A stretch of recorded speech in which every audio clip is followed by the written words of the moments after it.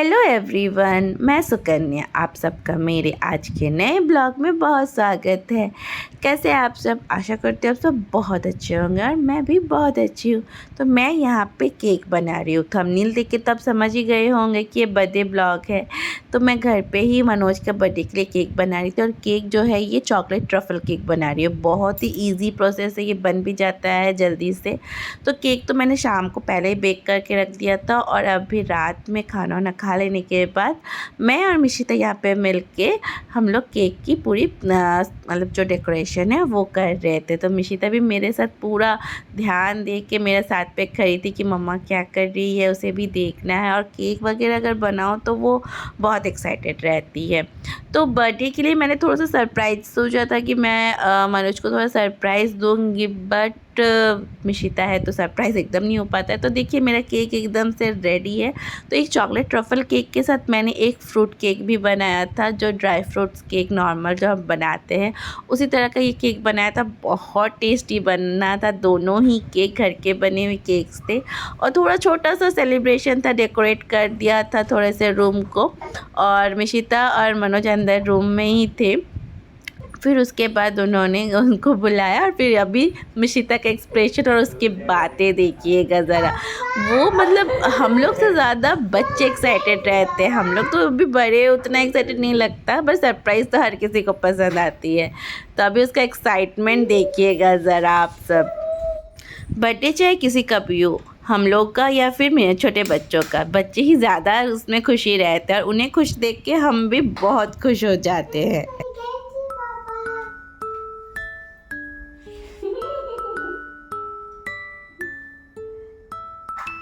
Bye. Wow, thanks, Papa.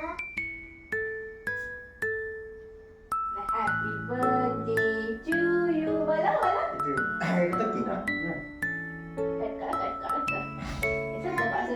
Birthday to you.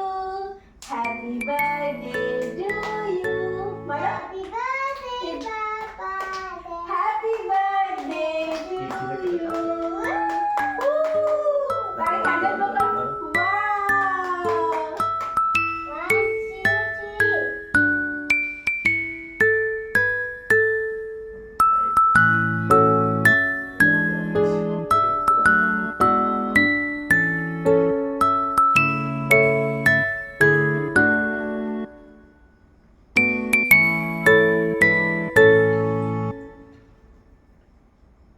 और इसी तरह से हमारा मिडनाइट का जो सेलिब्रेशन था वो कंप्लीट हुआ।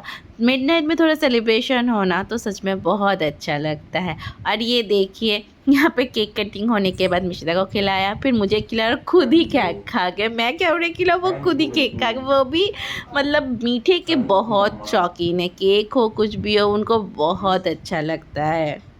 और ख़ासकर जब घर का बना हो और मैंने बनाया है तो उनको तो बहुत पसंद आता है, क्योंकि उनको मेरे हाथ का हर एक डिशेस बहुत अच्छा लगता है।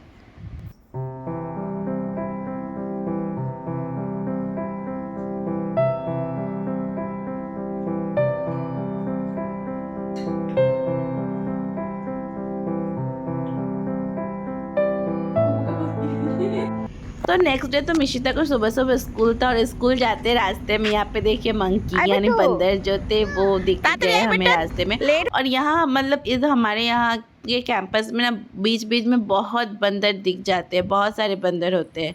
तो मिशिता को स्कूल से दे के आने के बाद फिर हम लोग भी जल्दी से तैयार व्यार हो के मंदिर चले गए। और आज का मौसम थोड़ा सा अलग सा ही था, थोड़ी उमस भी थी, बादल बादल से भी किए हुए थे, बट व्यूज़ बहुत सुंदर आ रहा था। आप देख सकते हो नज़ारा कितना सुंदर लग रहा है देखने में।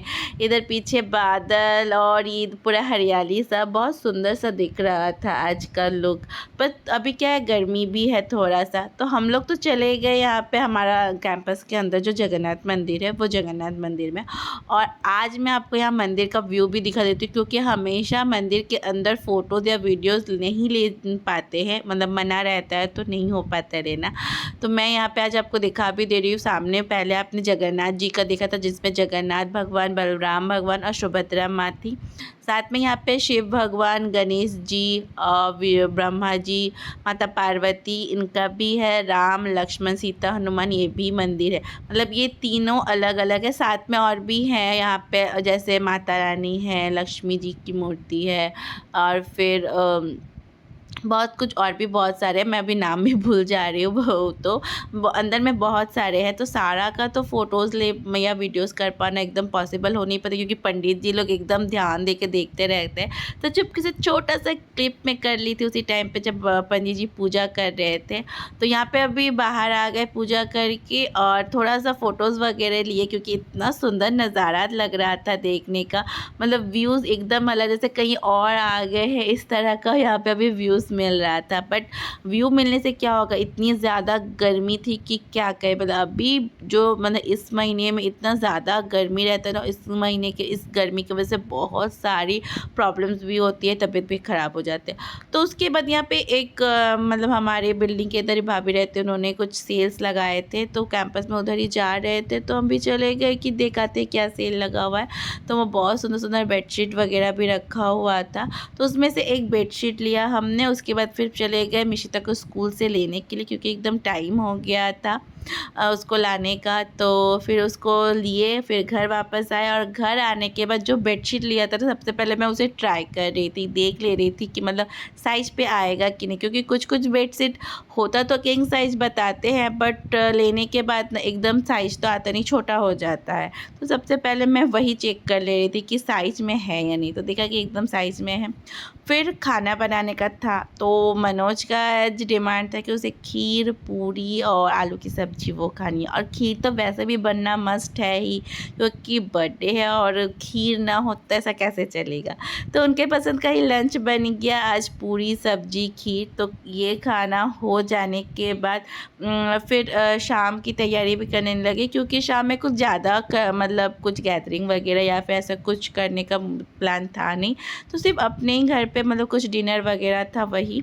तो अभी लंच जो है मैं मनोज को देख के आती हूँ, और उसके बाद फिर रात का जो बनने वाला है उसकी तैयारी करके रखती हूँ। तो रात में बनने वाला है चिकन तंदूरी, और साथ में कुछ और बनाऊँगी, तो अभी कुछ सोचा नहीं उसके साथ। तो इसमें यहाँ पे चिकन के जो बड़े बड़े लेग पीसेस वो थे, और साथ में था छोटे छोटे बोनलेस पीसेस। तो बोनलेस पीसेस का क्या करूँ वही सोच रही थी, तो मैंने सोचा तब तक मैं चिकन तंदूरी बनेगा तो उसी का मैरिनेशन कर लेती हूँ, और साथ में आज आपको इसकी रेसिपी भी बनाती हूँ। तो सबसे पहले मैंने यहाँ पे दही को हंग करने रख दिया था, क्योंकि तंदूरी टाइप्स का कुछ भी आइटम है ना, उसमें अगर हंग कर दो तो सबसे ज़्यादा अच्छा रहता है। तो हंग कर लिया, उसमें फिर साथ में डाला अदरक लहसुन का पेस्ट थोड़ा ज़्यादा अमाउंट में। उसके बाद धनिया powder, Kashmiri red chilli powder, जीरा पाउडर, और साथ में डाल दिया हल्दी और सरसों का तेल, नमक। इन सारे चीज़ों को अच्छी तरह से मिक्स कर लेना है, बहुत अच्छे से ये पूरा बैटर एकदम तैयार हो जाना है। आप चाहे तो इसमें रोस्टेड बेसन भी डाल सकते हो, बट मेरा मतलब जो मसाला तो ऑलरेडी थिक था, तो मुझे लगा नहीं कि मुझे उसमें डालना चाहिए। बट फिर मैंने सोचा कि देखती हूँ क्या किया जाए, तो देखा कि ठीक है, ज़रूरत नहीं है।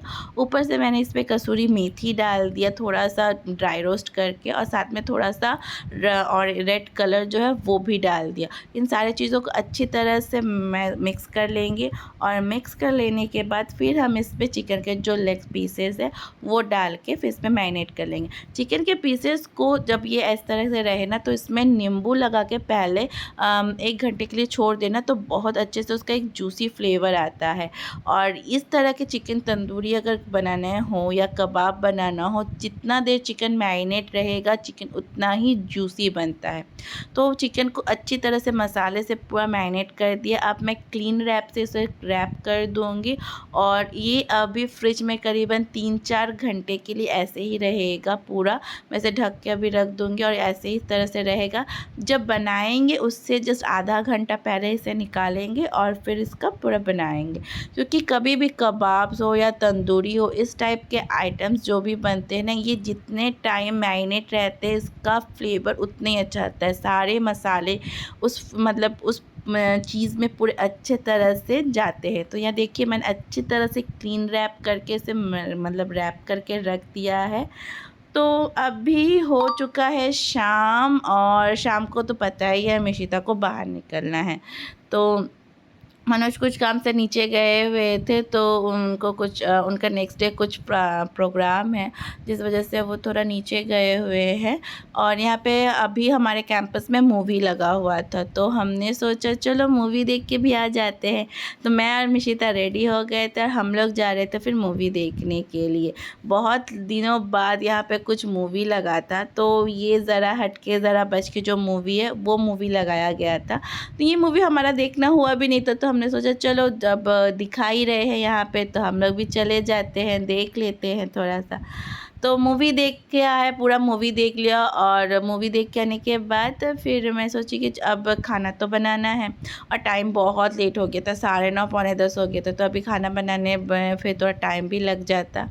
तो यहाँ पे हमारा जो चिकन का भी जो तंदूरी है वो बनेगा। तो मैंने यहाँ तवा को गरम करने के लिए रख दिया। तवा जैसे ही गरम हो जाएगा फिर हमने जो चिकन मैरिनेट करके रखा था वो चिकन के पीसेस देंगे, और फिर अब स्लो फ्लेम में धीरे धीरे ये पकेगा।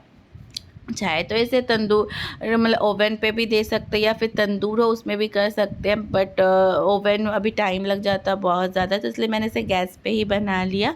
और अच्छे से इसे धीरे धीरे रोस्ट करना है। ऊपर से थोड़ा जो मसाला था वो मसाला डाल देंगे, और बीच बीच में बटर डालते रहेंगे। बटर या ऑयल कुछ भी जो भी सूटेबल हो, चाहे ऑलिव ऑयल हो या बटर हो, वो डालते रहेंगे। उससे बहुत अच्छा एक सॉफ्टनेस आता है।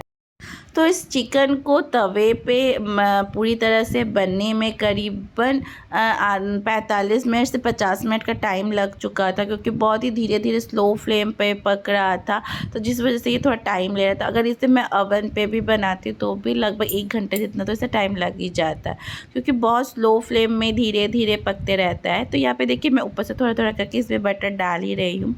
जब ये तंदूर तैयार हो जाए ना, और उसको क्योंकि या अगर आपके पास चारकोल है तो आप उससे भी स्मोकी फ्लेवर दे सकते हैं मैरिनेट करने के टाइम या बाद में भी। तो मेरे पास तो यहाँ पे वो चारकोल तो है नहीं, तो जिसलिए मैं क्या करनी थी कि ये तंदूर तैयार हो जाने के बाद मैं इसे गैस पे ही रोस्ट कर ले रही थी थोड़ा सा, जिससे इसमें थोड़ा सा स्मोकी फ्लेवर आए। और ये इतना अच्छा मतलब बना था ना, बहुत ही जूसी बना था। ये तैयार हो जाने के बाद इसे ऊपर से नींबू निचोड़ के और चाट मसाला डाल के बनाओ, बहुत टेस्टी लगता है खाने में। हमारा तो चिकन का जो तंदूरी है वो तो तैयार हो गया, लेकिन मिशिता नहीं खाएगी ये, तो मैंने मिशिता के लिए एक चिकन पिज़्ज़ा बम बना दिया था, वो उसने खा ली जल्दी से। और जब तक मैं खाना बनाई थी तब तक ये दोनों यहाँ पे डांस कर रहे थे स्पीकर लगा के टेंट हाउस में घुस के। तो यही था आज का ब्लॉग। आज का ब्लॉग यहीं ख़त्म होता है। कैसा लगा मुझे कमेंट करके ज़रूर बताइएगा। तब तक के लिए बाय।